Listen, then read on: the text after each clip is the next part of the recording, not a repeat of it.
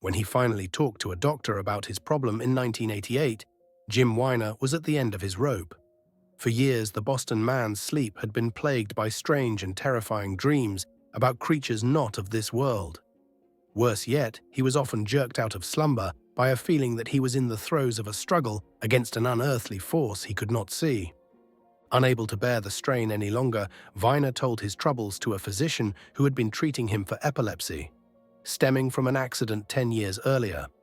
Weiner mentioned that the scenes in his nightmares reminded him of things he had read in a book about a man who claimed to have been abducted by a UFO.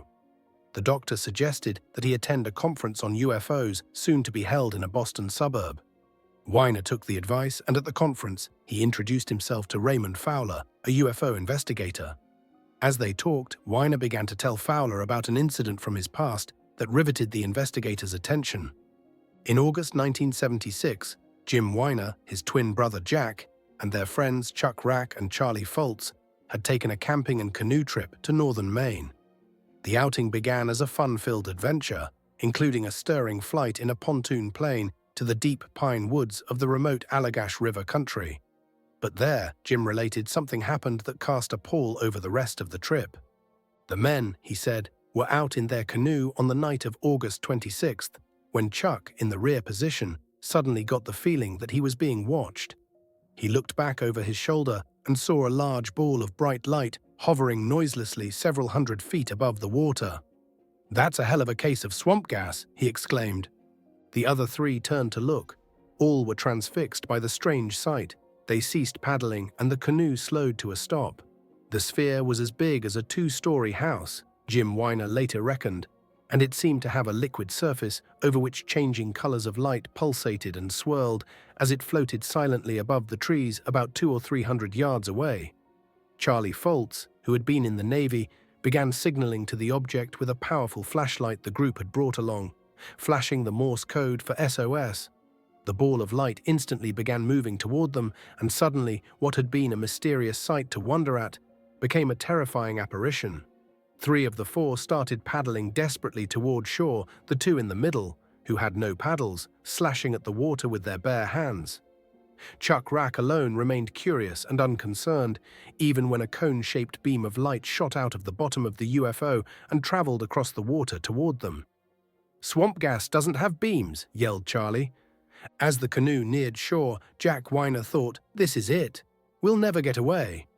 Then, abruptly, Chuck Rack was sitting serenely in the beached canoe, and the others were standing on the shore, quietly watching as the glowing sphere seemed to curl in on itself and accelerate out of sight at dazzling speed. The men felt dazed. They were unable to move or speak for a few minutes. As the feeling wore off, Chuck got out of the canoe, and the group slowly went back to their campsite. What the men saw there shocked them, even in their befuddled state. Before going out in the canoe, they had placed several huge logs on their campfire, enough, they knew, to burn brightly for 2 to 3 hours and help them find their way back in the inky night. Now, after they had been gone for what seemed no more than 15 or 20 minutes, only embers and ashes remained of the fire. None of the men had checked his watch when the UFO appeared, but the evidence of the fire was unmistakable and deeply disturbing. Someone or something that night had stolen 2 or 3 hours out of their lives. For the rest of the trip, the men just went through the motions, scarcely remembering anything they did. And in the years to follow, the mystery of their missing time would remain unsolved, but not forgotten. After a number of years, all 4 began to have the kinds of frightening dreams Jim Weiner told his doctor about, and all felt that their troubled sleep had something to do with that night in Maine. Raymond Fowler, struck by Jim's mention of the missing time, soon got in touch with the other 3 men, and by January 1989 had arranged for all 4 to undergo hypnotic regression, a technique by which a subject is encouraged, under hypnosis, to relive traumatic past experiences that are otherwise inaccessible to the conscious mind. The story that the Allagash campers told while hypnotized was an extraordinary one. The men revealed that their memory of paddling toward shore in a state of extreme agitation, then suddenly standing calmly on the shore, had glossed over a long and terrifying ordeal. The beam of light they had tried to escape had actually caught them within its circle and drawn them up into the spacecraft. There they were confronted with alien creatures who communicated instructions to them telepathically. As Jack Weiner related in halting speech while under hypnosis, they're saying things with their eyes in my head. They're saying, "Don't be afraid. We won't harm you. Do what we say." All four were made to undress, lie on a table, and undergo a painful and frightening physical examination. Then, the next thing any of them knew, they were back on the Allagash, Chuck in the canoe, the others on shore, and the UFO was departing the scene. If the four men had told such a story 25 years earlier, it would probably not have been taken seriously. Even UFO enthusiasts, people who believe unquestioningly in the existence of visitors from other worlds, would most likely have dismissed it as a fantastic dream. But by 1989, what the Allagash Four revealed under hypnosis struck several familiar chords. In particular, the phenomenon of missing time, an inexplicable gap in a person's life, typically of an hour or two, sometimes longer, had become well established as a common element in similar reports from all parts of the United States, as well as from Europe, Asia, Australia, and Latin America. The theme linking the stories was the narrator's conviction, sometimes after hypnotic recall, that they had been abducted by aliens. There was nothing new about the idea of alien contact in itself.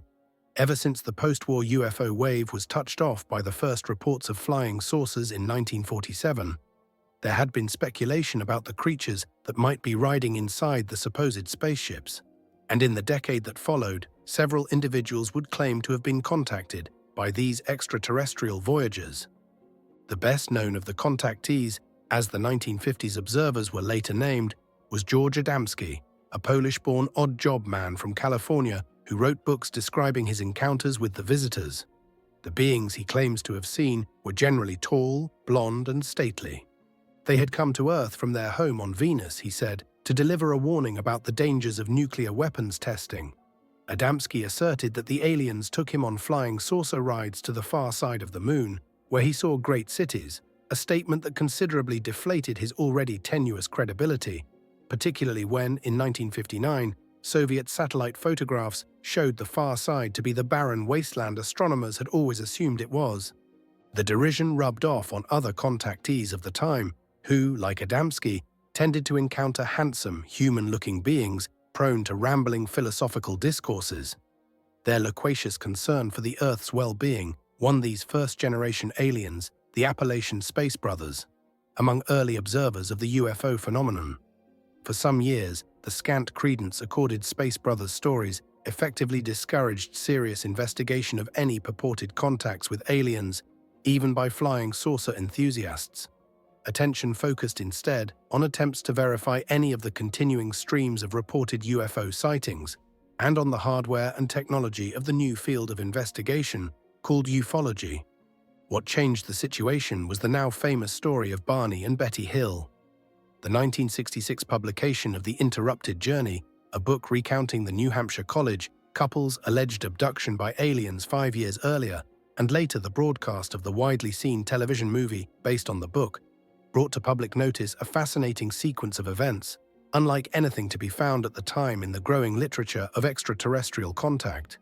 The Hills' account of being snatched from their car by a UFO, subjected to terrifying physical examinations, and returned to the car with no conscious memory of the ordeal, had most of the characteristics that investigators would let the class as typical of abduction stories. Once the Hills saga hit the mass media, the era of the alien abduction experience was underway. The elements in the Hill story, and in a similar tale told by a young Brazilian by the name of Antonio Villas-Boas, who claimed to have been abducted in 1957, soon started to show up in the growing number of other accounts, reaching UFO investigators and sometimes the media. A number of the stories detailed events that purportedly had happened well before the Hills and Villas-Boas's experiences, but that had been kept secret by the abductees. Only after observing the publicity surrounding the Hills ordeal did the individuals involved feel confident enough to admit publicly their own experiences. Some of the victims, like Villas-Boas, had conscious recall of what had happened to them. Others, like the Hills and the Allagash Four, were aware only of a sense of missing time until much later, when their traumatic memories of abduction were retrieved by hypnosis. Some of the reports received massive publicity. A triple abduction in 1976 threw the limelight on 3 Liberty, Kentucky women whose drive home late one night was interrupted in a terrifying fashion. Louise Smith and Elaine Thomas had taken their friend Mona Stafford out to dinner in nearby Lancaster to celebrate her 36th birthday. Near the town of Stanford, they said, they saw a reddish, disc-shaped UFO with a white glowing dome. The craft followed their car, illuminating it with a blue light.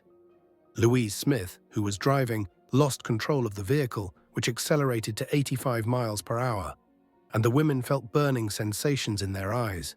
They experienced hallucinations of being dragged backwards in the car along a bumpy road, and then they saw a wide, brilliantly lit highway that was unfamiliar to them, although they knew the area well. The women eventually re-entered normal reality at a point 8 miles from the original encounter site and drove home without further incident, but with a mysterious time gap of more than an hour. The women all subsequently suffered severe anxiety symptoms and drastic weight loss. Persuaded to undergo hypnotic regression, they each related a similar story of abduction by 4-foot-tall aliens, followed by painful physical examinations. In the weeks and months after the event, all of them claimed to be experiencing various psychic phenomena, which they associated with the abduction. After the incident, Elaine Thomas suffered ill health and eventually died 3 years later at the age of 52. Oddly enough, of the 3 victims, she alone had claimed to have experienced beneficial personality changes, asserting that the alien encounter had somehow made her more self-confident and outgoing. The victims of one alleged abduction labored under the mystery of what had happened to them for more than 20 years before an answer was finally dredged up from deep within the psyche of one of them. The story began in March 1953, when 2 women in their early 20s were sharing a cabin in Tujunga Canyon, just north of Los Angeles. Sarah Shaw said that she woke up suddenly one night, aware that something was eerily different in the house around her. There was an unnatural hush. Something had deadened the usual night noises. Then, she said, as she lay between sleep and waking, she saw that a light was shining in through the picture window at the head of the bed.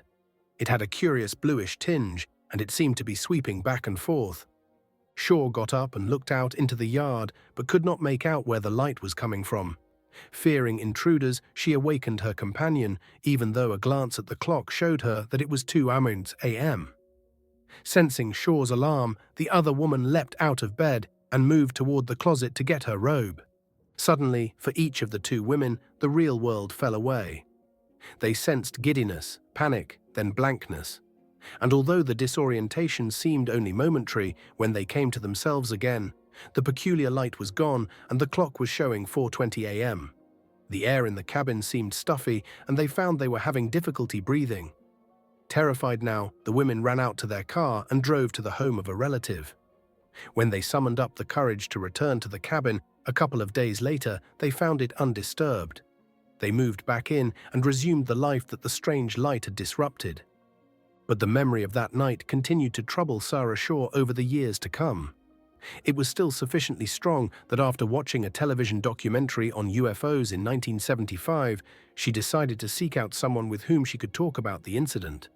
When the UFO investigators she reached suggested hypnosis, she agreed. Under hypnosis, Sarah Shaw related that she and her companion had not been alone in the cabin that night, as they had always supposed.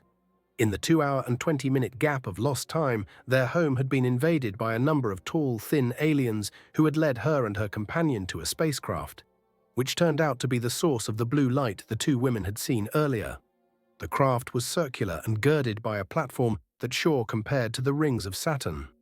Inside its domed interior, the women were stripped and forced onto tables, where they were physically examined by their captors. Shaw said that before being returned to their cabin, the 2 women were given instructions to forget that the encounter had ever taken place. There, the matter uneasily rested, until Sarah Shaw's initiative in bringing the mystery to light gave her story a prominent place in the rolls of alien abduction reports. More than any other abduction claim made up to that time, a 1975 incident in Arizona, at first glance, seemed to offer objectively verified proof of the reality of the abduction phenomenon. A logger by the name of Travis Walton was said to have been assaulted by a beam from a spaceship, while no fewer than 6 fellow members of his work crew witnessed the event.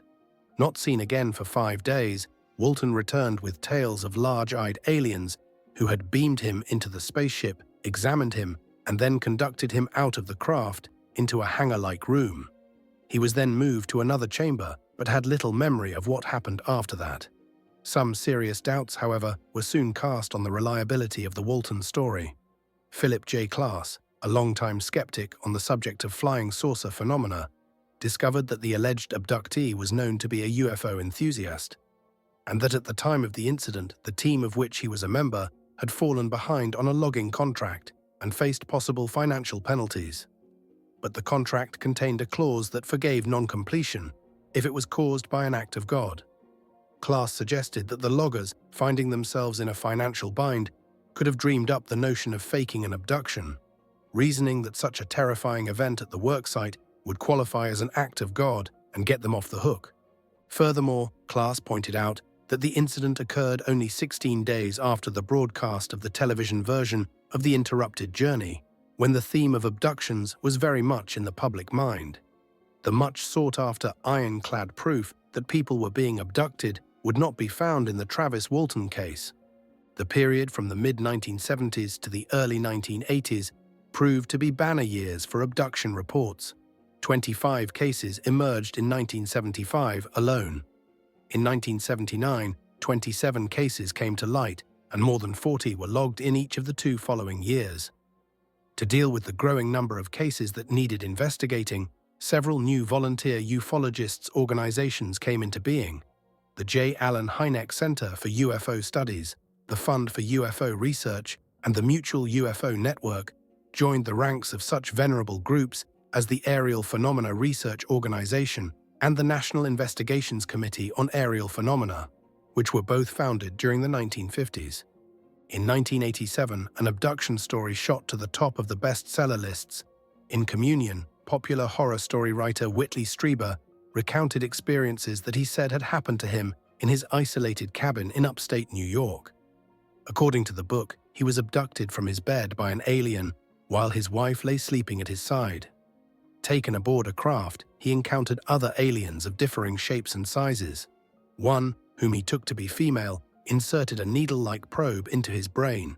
His account of the horrific experience, recalled with the aid of hypnotic regression, would make Communion an even bigger seller than his earlier fictional works, The Wolfen and the Hunger.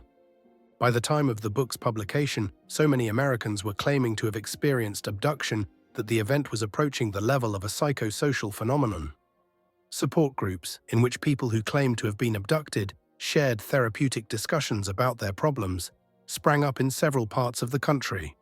There was even an annual conference for abductees, first convened in 1980 at the University of Wyoming by a longtime UFO investigator, Leo Sprinkle, who often served as a consultant to APRO. In 1991, 137 people attended the conference.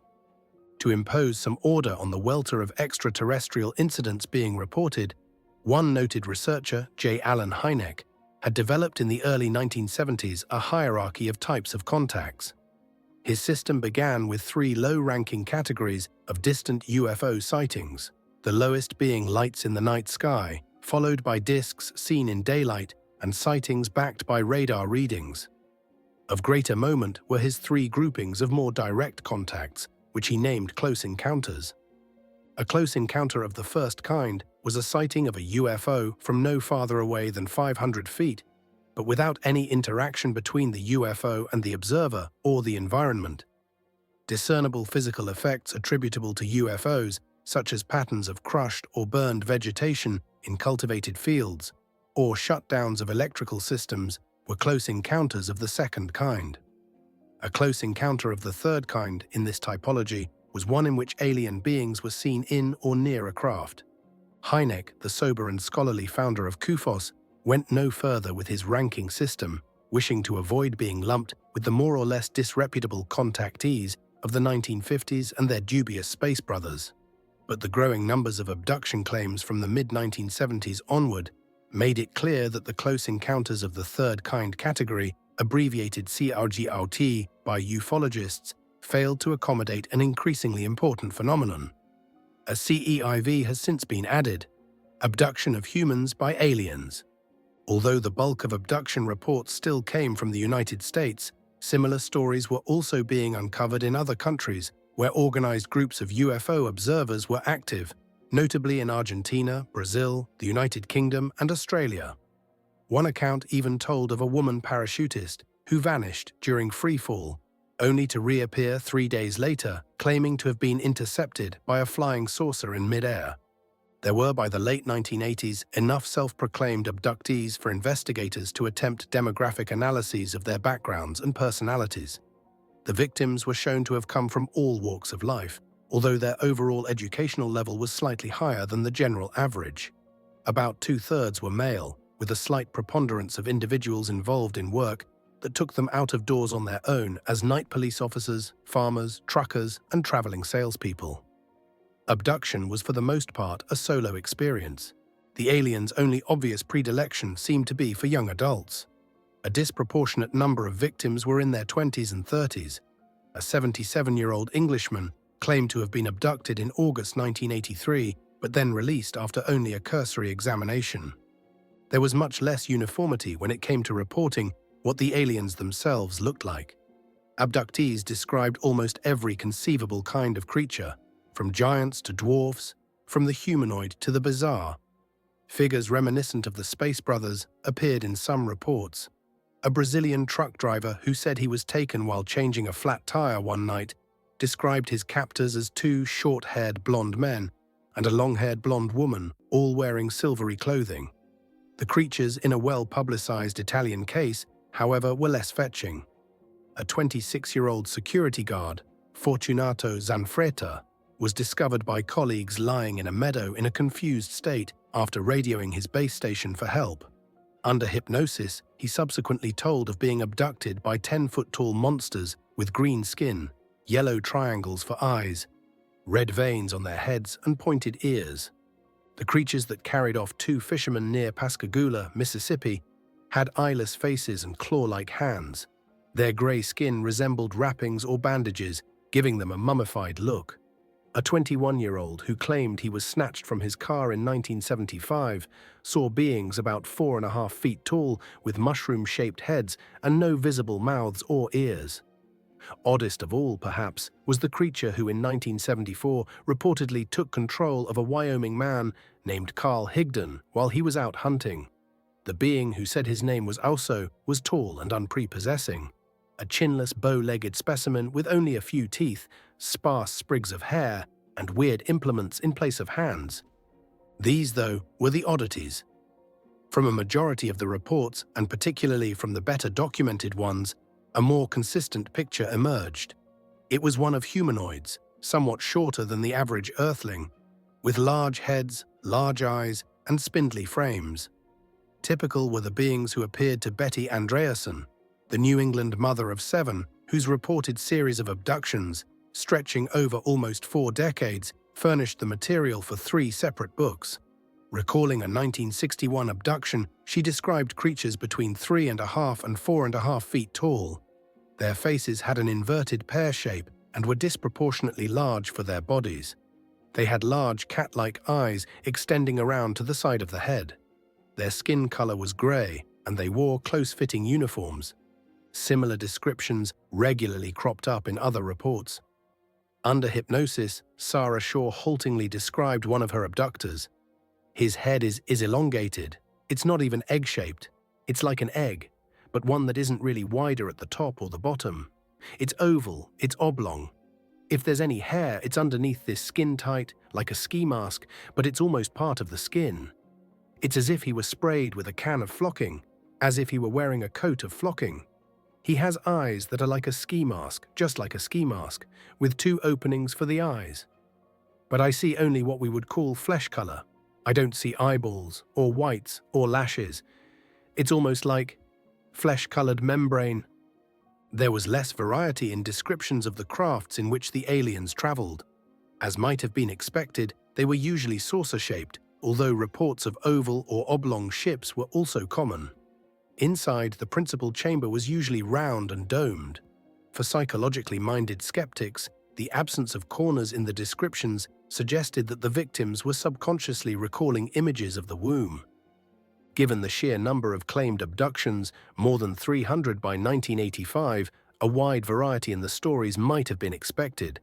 But in fact, the victims' reports tended to follow a regular pattern. Although they often differed a great deal in details, there was a sequence of abduction, examination in a brightly lit room, and return to the familiar world that appeared again and again. When a folklorist, Thomas E. Bullard, analyzed the 300-plus abduction reports, he was able to distinguish 8 typical stages in the process.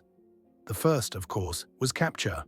Next came examination, followed by a conference, a phase in which the aliens held a telepathic conversation with the abductee, a tour of the spacecraft, an otherworldly journey in which the abductee was sometimes transported over great distances. Then the rarest event of the sequence, a religious experience labeled by Bullard a theophany. A return to the normal world marked the conclusion of the abduction itself. Bullard's last stage was the often damaging aftermath, in which the victims continued to be troubled, sometimes for long periods following the abduction experience. Although only one of Bullard's cases included all 8 stages, virtually all featured several of them, usually in the same order of occurrence. In the first of the stages, capture, light played a crucial part.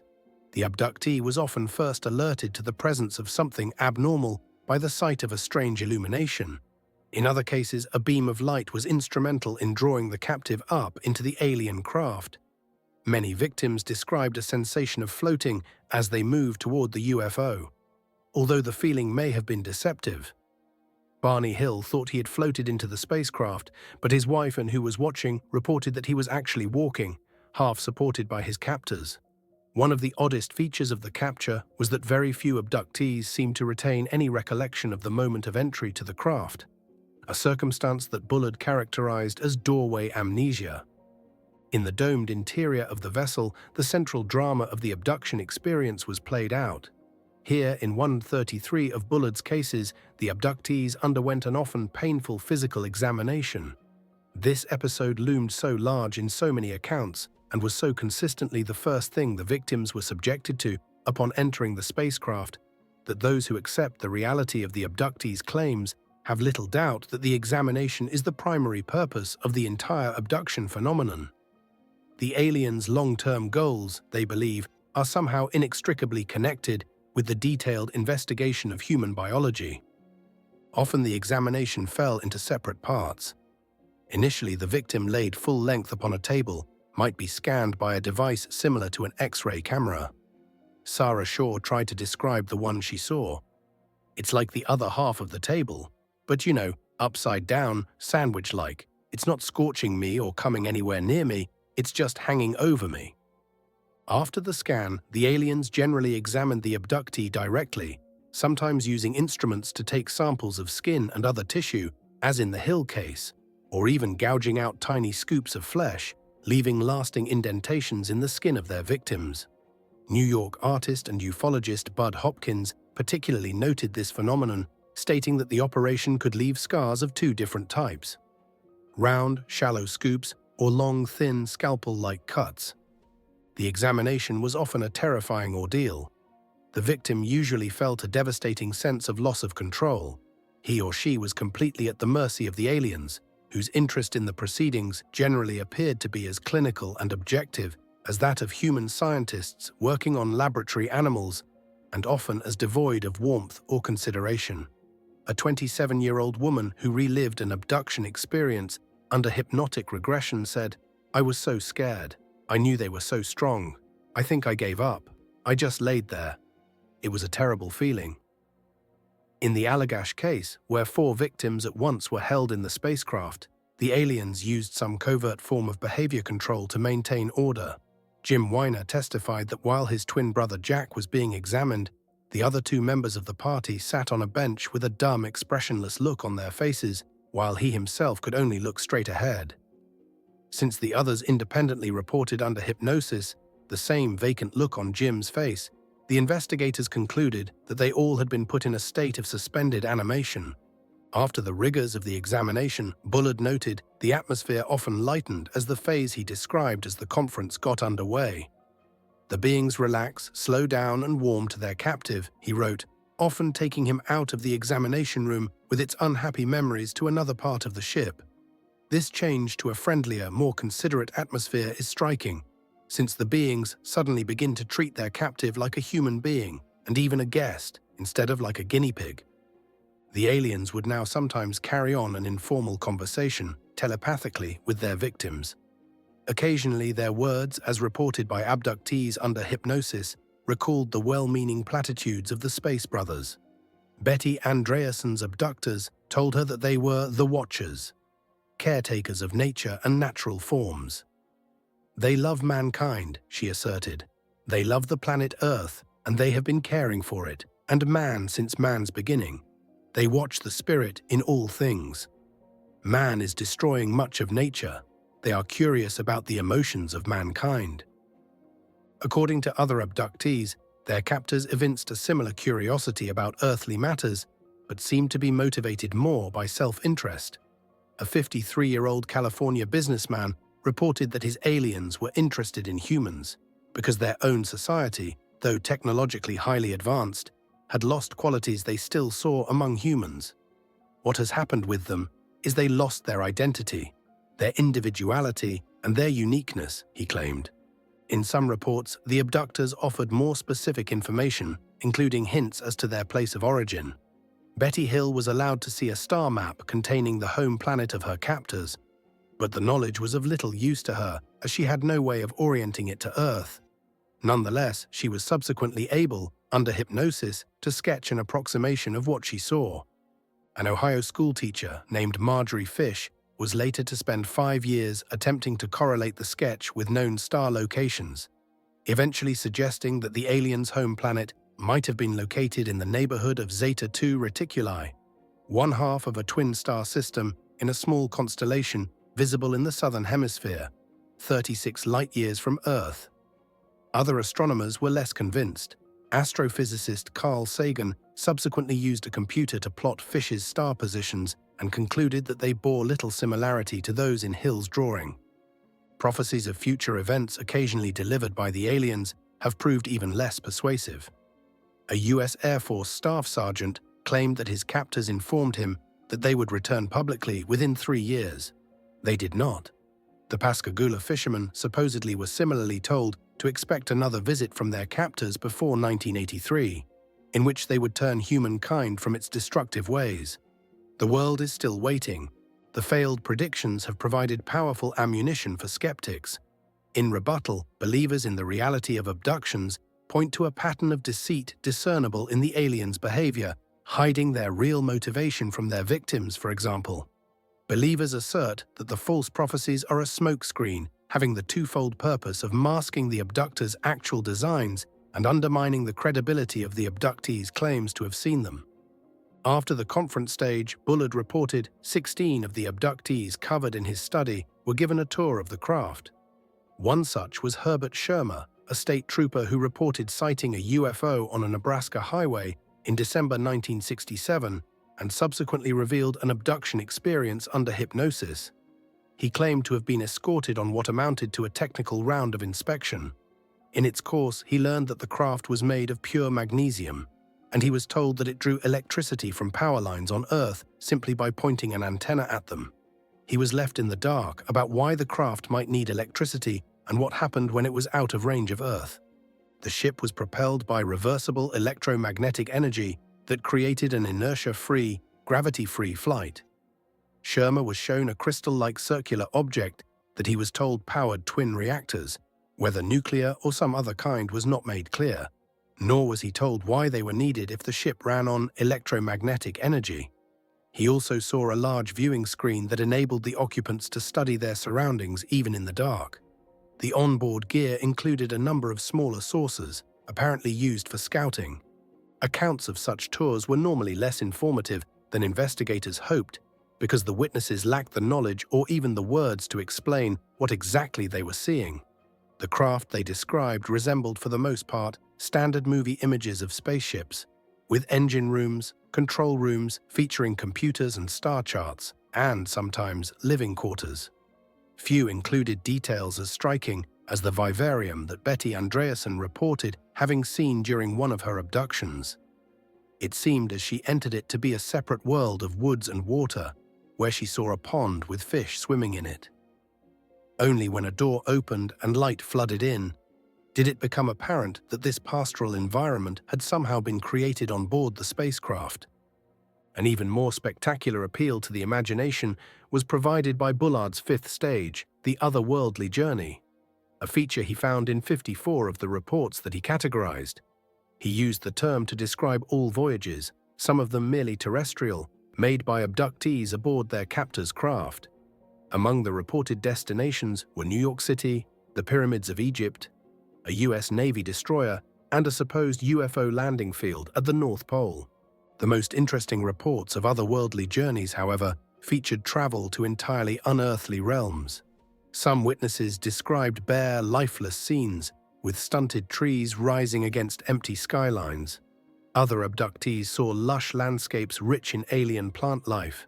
There were descriptions of futuristic cities with suspended roadways, and of factories manufacturing UFOs or crystals, apparently used for the production of energy. Probably no accounts were more extraordinary than the descriptions Betty Andreasson gave of her travels with aliens. When hypnotized in 1977 and 1980, Andreasson recalled that she had been abducted from her home twice, in 1950 when she was 13 and again in 1967. Her purported experiences on these occasions have a decidedly religious, mystical cast to them. She told of passing through water in the alien craft and emerging into a realm inhabited by frightening, unearthly life forms, and of a dreamlike world bathed in light and containing floating crystal clusters and a pyramid. At the end of one journey was a creature that could have emerged from the pages of the Book of Revelation. She saw a gigantic bird, resembling an eagle with a long neck, that as she watched was, like the phoenix of ancient legend, consumed by fire, except that from the ashes crawled a fat grey worm.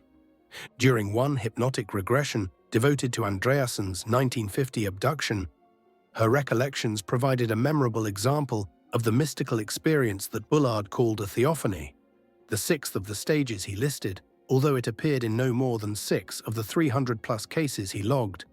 On this occasion, Andreasson spoke of passing through a subsurface tunnel to a glass wall with a great door. Beyond this door, she was told, was a being called simply the One. Andreasson, a religious woman, seemingly identified the being with God. She then saw a twin image of herself, perhaps representing her spirit, passing through the door to re-emerge later with a look of radiant joy on its face. At the time, her hypnotist repeatedly asked her to describe what she saw behind the door, but she insisted that she could not do so. A further attempt to unlock her memory 8 years later also failed, even though the hypnotist, in an attempt to lessen the emotional content of the experience, suggested that she observe it as though it were projected on a television screen. "There's a bright light coming out of the television," Andreasson responded. "This is weird. There are rays of light, bright white light, just like they've got a spotlight coming out of the television. It's too bright, it's hurting my eyes." Recognizing that she was in pain, the hypnotist brought the session to a close, and Andreasson reported headaches and aching eyes for several days afterwards. In comparison with the wonders of the otherworldly journey, Bullard noted a sense of anticlimax in descriptions of the return, the 7th of his categories and the last extraterrestrial stage of the abduction experience. "This episode gets slighted in many reports," he wrote, "because it simply reverses capture without adding much that is new to the story."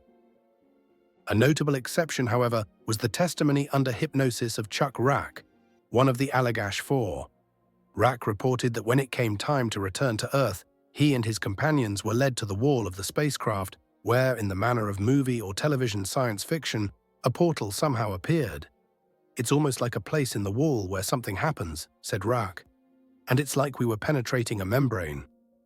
The Allagash exception notwithstanding, the usual experience is for the abductors to bid farewell to their captive, perhaps enjoining secrecy or inducing memory loss. Then the victim is returned to their normal earthly world. Such, at any rate, was the pattern for those who did return. But the annals of UFO abductions include a few cases in which the victim was never seen again. One such case concerned a 20-year-old Australian pilot by the name of Frederick Valentich. At 6:19 p.m. on Saturday, October 21, 1978, Valentich took off from a Melbourne airport in a single-engine Cessna 182. His destination was King Island, 150 miles to the south across the Bass Strait. 47 minutes into the flight, Valentich radioed air traffic control to report what he took to be another aircraft in his vicinity. He described seeing 4 bright lights. The tower replied that they had nothing out of the ordinary on radar. Valentich insisted that he could see a craft, which he described as elongated. "It's coming for me right now," he reported. "It's got a green light," he said, "and is sort of metallic. It's all shiny, the outside." Moments later, he reported that the unidentified object was circling above him. "It seems to me that he's playing some sort of game. He's flying over me 2-3 times at speeds I could not identify." Just after 7:10, Valentich reported that the craft was now apparently holding position above him, even though he was circling to try to evade it. A couple of minutes later, he radioed that his engine was surging and cutting out. His last transmission was, "That strange aircraft is hovering on top of me again. It is hovering, and it's not an aircraft." The radio operators then heard a scraping metallic noise. Neither Valentich nor his plane was ever seen again, although the area of the disappearance was thoroughly searched. Reports were received of UFO sightings in the Bass Strait at the time, but suggestions that Valentich and his craft were abducted must, like many less dire UFO stories, inevitably remain speculative. The lack of confirming evidence in the Valentich case reflects the central problem of the abduction accounts themselves, an absence of hard evidence. For the most part, investigators trying to assess the objective reality of the experience have nothing to go on but the abductee's word as to what happened. One phase of Bullard's abduction sequence, however, did have obvious manifestations. That was the phenomenon he labeled the aftermath. It was undeniable that in many cases individuals reporting abductions presented physical and psychological symptoms suggestive of highly stressful experiences. Sometimes these effects rapidly wore away, but in other cases they left lasting scars. Many victims reported persistent nausea and headaches, as well as heightened sensitivity to touch. Abductees might show burn marks. In some cases, they develop rashes. A claim by Antonio Villas-Boas that a bruise took abnormally long to heal after his abduction suggested to some that his immune system might have been affected. Many victims mentioned suffering burning or bloodshot eyes. The 3 women abducted in the 1976 Kentucky case all subsequently reported eye problems. One went on to develop severe conjunctivitis. Because she alone of the 3 had not been wearing glasses, some investigators speculated that the lenses might have afforded some degree of protection to the others, perhaps by partially blocking ultraviolet radiation. The emotional havoc wrought by the abductions could be even more devastating than the physical effects. At the very least, abductees generally suffered from depression, reporting such effects as sleeplessness, anxiety, and occasional panic attacks. Some developed temporary amnesia. Recurrent dreams in which aspects of the abduction returned to haunt the sleeper were also frequently mentioned. Psychologists reading through such lists quickly noted a familiar pattern. The symptoms displayed were markedly similar to those shown by combat veterans and by the victims of aeroplane hijackings, near-fatal accidents, and other deeply disturbing experiences.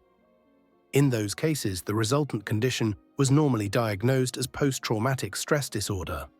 In fact, few people who investigate alleged abductees have any doubts as to the traumatic nature of the experience.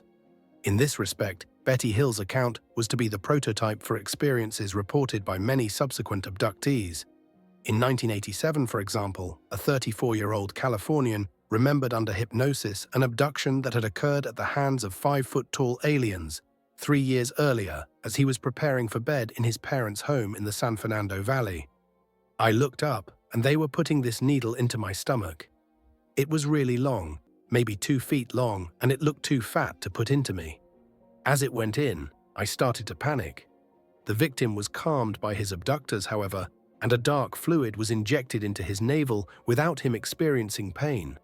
Because such reports so closely resemble Betty Hill's story, some observers speculate that the accounts may reflect subconscious memories of the film version of the interrupted journey.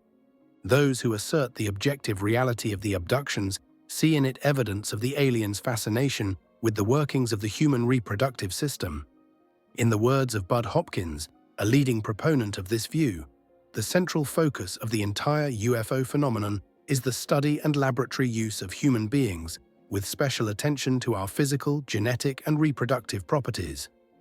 Apparently, the center of this ongoing genetic experiment is a systematic attempt to create a hybrid species, a mix of human and alien characteristics. In Hopkins's view, men have been abducted primarily so that sperm samples could be taken from them, women to be made pregnant. The resulting embryos have been removed during subsequent abductions. In Hopkins' 1987 work, Intruders, he details just such a case over a span of 3 generations. Its principal subject, an Indianapolis woman to whom he has given the pseudonym Kathy Davis, claimed to have experienced a phantom pregnancy that ended mysteriously. Under hypnosis, she recalled not only that the baby was removed from her body by alien beings, but that she underwent a subsequent abduction in which she was given a baby to hold as an apparent exercise in bonding. As unlikely as Hopkins's theory might sound, it has been supported in the accounts of other abductees. A California artist expressed under hypnosis the conviction that her abductors were trying to extract her ova. "Oh, that's what they did. The probing was taking the egg. They're going to try and reproduce us," she cried. A gynecologist identified the surgical procedures described in some abductees' reports as laparoscopy, a process of ova removal used in the conception of test tube babies. Betty Andreasson even claims to have been an eyewitness to the aliens' breeding program in action. In one of her many regressions under hypnosis, Andreasson recounted seeing large-headed aliens removing a small, strange-looking fetus from an apparently human woman. They then gagged its mouth and inserted needles into its cranium and ears, explaining that they could not allow it to take a breath of air. For reasons they did not elucidate, they also cut its eyelids, then placed it in a glass jar filled with liquid, the jar's cap sprouting tiny hair-like filaments illuminated by sparks of light. The aliens referred to the process by which the baby had been born as splicing. Subsequently, Andreasson was to describe seeing 18-inch-long infants playing in the vivarium she visited aboard the spacecraft. Another feature linked by Hopkins and other investigators to genetic experimentation is the implanting of small devices in the abductee's body or brain. Victims typically state that a tiny metal bead or burr was inserted into one of their nostrils with the aid of a wire probe. Betty Andreasson claims to have memories of the aliens retrieving from her body one such object, which had tiny wires implanted in it. But an attempt to have her describe the original implantation under hypnosis failed, apparently because she found the experience too painful to relive. Adherents to the genetic experiment theory consider such devices a means by which the abductors can keep in regular contact with their victim, who thereby becomes, in Hopkins's expressive phrase, a tagged animal. An obvious implication of the tagging concept is that victims will be visited again by those who originally marked them out. Investigators found individuals who believe they were singled out in just that way. One such is a businesswoman named Susan Ramstad. Her first UFO experience came in 1973. While driving to a conference, she noticed a craft that had landed in a field. 4 years later, she recounted the story to an investigator who suggested that she undergo hypnosis. Hypnotic regression subsequently revealed that she had been abducted and had been strapped naked to a table and subjected to a physical examination. 6 more years passed before the investigator heard from Ramstad again. This time she reported recurrent dreams of her earlier abductors. She saw them coming for her in her bedroom, floating her out of the house and back to the spacecraft and the examination table. Now, though, she was assailed by vivid images of metallic probes entering her nostrils. Further hypnotic sessions revealed that Ramstad had experienced a pattern of repeated abduction in which just such incidents occurred. Ramstad's conclusion was that the aliens choose certain individuals to be human guinea pigs and then return periodically to review their progress. Despite this breach of UFO enthusiasts' faith, other investigators are quick to point out that most abductees have been almost painfully sincere. There seems little reason to doubt that most believe passionately in the truth of the stories they have told. Accepting this, other observers who doubt the objective truth of their reports suggest that the abductees might reflect a particular psychological state called the fantasy-prone personality. Some skeptics even suggest that the strange stories might be the result of temporal lobe epilepsy, whose symptoms can include complex visual or auditory hallucinations, followed by a period of semi-unconsciousness and sometimes amnesia. As the abductees' claims became more pressing, the question of their veracity became one of the most urgent issues in the abduction debate. The first serious psychological study of abductees was made by psychologist Elizabeth Slater between 1981 and 1983. The survey was financed by the Fund for UFO Research, and the 9 individuals surveyed were in no way a random sample. They had been selected as credible by Bud Hopkins and his colleagues. But Slater herself was not made aware that they had any connections with UFOs until after she had completed her testing. She was merely asked to evaluate the similarities and differences in personality structure of the subjects and to measure their psychological strengths and weaknesses. The subjects themselves were told not to mention any UFO connection to her. Using a battery of standard psychological tests, she determined that the subjects as a group were above average in intelligence, were sensitive to fantasy, showed indications of narcissistic identity disturbance, and suffered some impairment in personal relationships. She also mentioned that some of the subjects were simply flooded with anxiety. At least 6 of the 9 she reported were potentially capable of psychotic episodes. They might temporarily lose touch with reality and display confused, even bizarre behavior that was highly emotionally charged. The puzzle is this: did the subjects' psychological problems cause them to imagine that they had been abducted by aliens? Or did their abduction experiences bring about their psychological problems? Slater seemed convinced that the first alternative was not a viable one. Informed of the UFO connection after submitting her report, she wrote an addendum stating, "The first and most critical question is whether our subjects' reported experiences could be accounted for strictly on the basis of psychopathology, i.e., mental disorder. The answer is a firm no." In 1990, another survey used mailed questionnaires to compare abductees' responses in various personality tests with those of control groups. The abductees' responses reveal above-average incidents of childhood trauma, with female abductees reporting a particularly high figure for sexual abuse. Such findings, of course, boosted the argument of skeptics that alien abduction reports are nothing but the workings of unhealthy minds. Along with witness reliability, the role of hypnotism in bringing to light many of the abduction stories has also been challenged. Regression techniques have played a particularly important role in missing time accounts. Before the hypnosis sessions began, subjects have often been unaware of anything more specific than a momentary sense of discontinuity in their lives. Some critics claim that the technique increases witnesses' suggestibility and might enable the investigator to steer their recollections in the desired direction. Even proponents of hypnosis admit that there is a danger of confabulation, the process by which hypnotized people sometimes fill in gaps in their recall by inventing additional detail. In an attempt to answer these criticisms, 2 ufologists in California staged an experiment. They advertised in a local college's student newspaper for creative verbal types to volunteer for an interesting experience in hypnosis and imagination. They selected 8 subjects, taking care to screen out any obvious UFO enthusiasts from the sample. Under hypnosis, the volunteers were told to imagine that they had been taken on board a flying saucer and given a physical examination. Then they were asked to describe the experience. The investigators were astonished, and no doubt distressed, by the fluency and detail of the imagined abduction tales. Their finding: the imaginary subjects under hypnosis report UFO experiences which seem identical to those of real witnesses. The experiment showed that detailed accounts under hypnosis are not the exclusive province of abductees, and they therefore do not establish the truth of abductees' stories.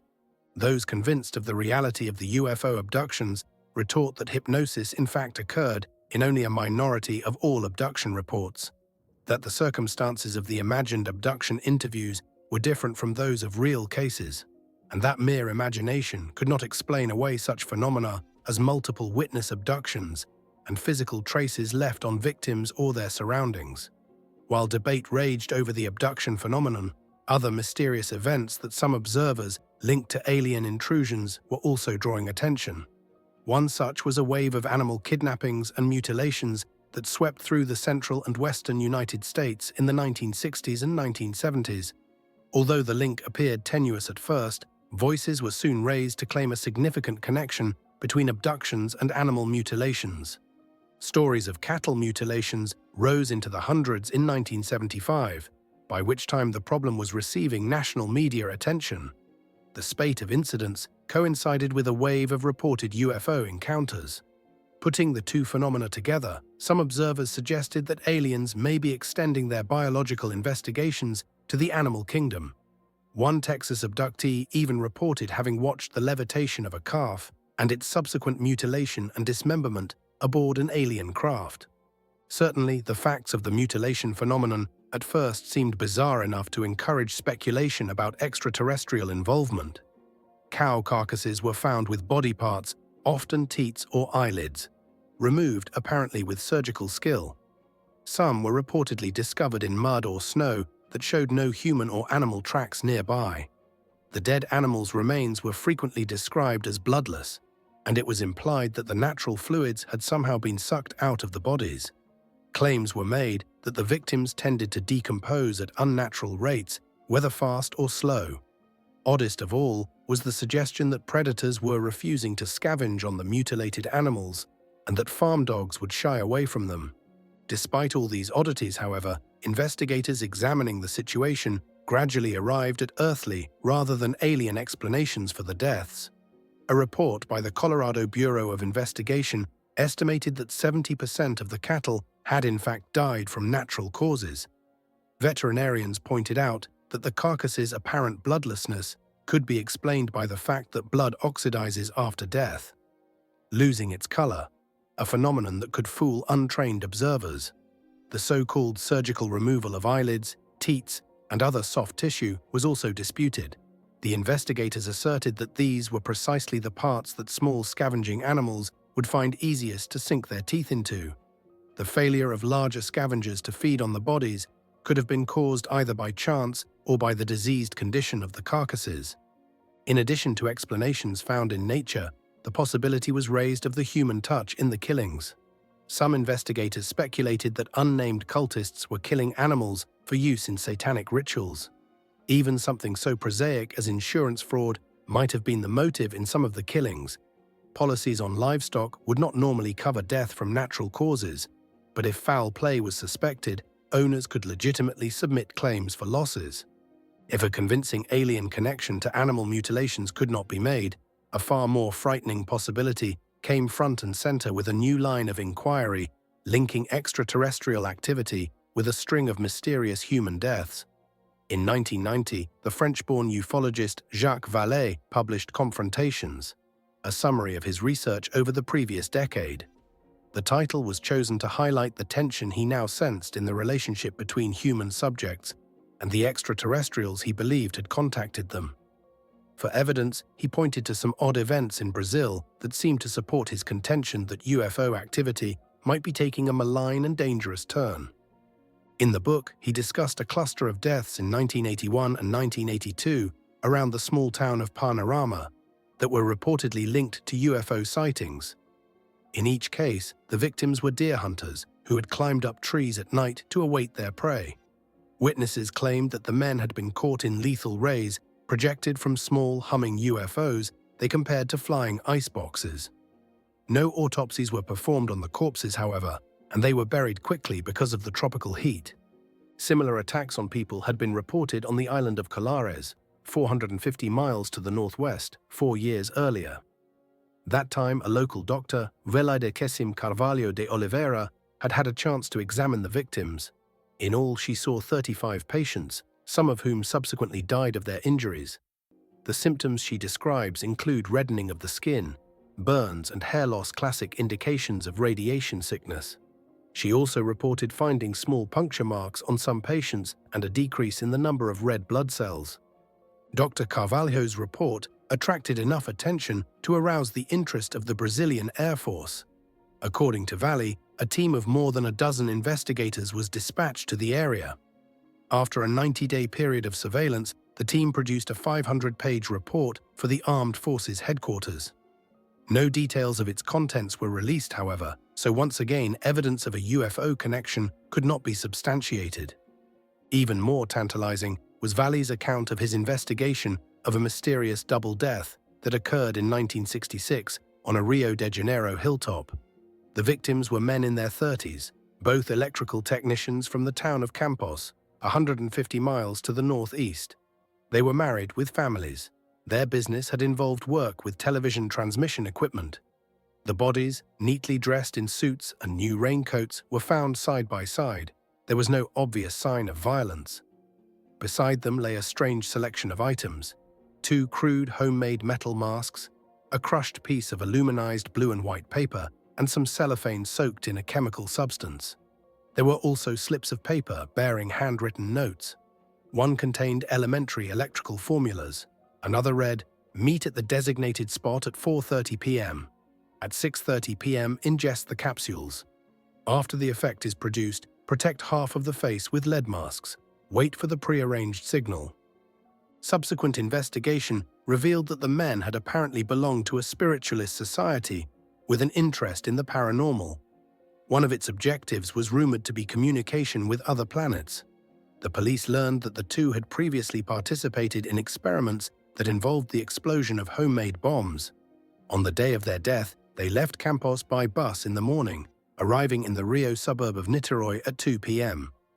There they bought the coats, it was raining at the time, and a bottle of mineral water. They started up the hill on foot at 3:15 p.m. They were last seen around 5 p.m.